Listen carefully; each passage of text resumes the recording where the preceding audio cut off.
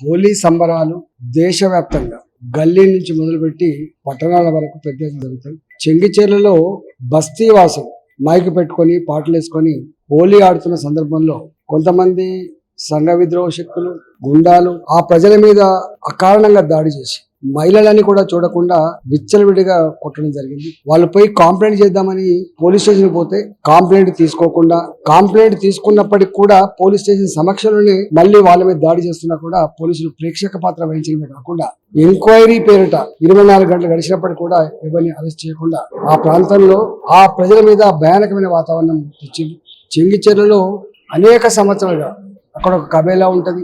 Bones నుంచి oil తీసేటువంటి illegal దందా north India నుంచి తీసుకొచ్చినటువంటి కొంతమంది వ్యక్తులతో చేయిస్తే ఇవాళ ఇక్కడి వ్యక్తులతో వాళ్ళు కలిసి వాళ్ళ మీద చేసే దాడి అత్యంత దుర్సాకరంగా ఉంది. దీని మీద వెంటనే సమగ్రమైన ఎంక్వైరీ చేయాలని చెప్పి డిమాండ్ చేస్తాం. బాధ్యులందరినీ కూడా నాన్ బెయిలబుల్ సెక్షన్లు పెట్టి హత్యానేరం కింద అరెస్ట్ చేయాలని చెప్పి నేను డిమాండ్ చేస్తాను. లేకపోతే జరిగే పరిణామాలకు ఇవాళ ప్రభుత్వమే బాధ్యత వహించాల్సి ఉంటుందని చెప్పి నేను డిమాండ్ చేస్తాను.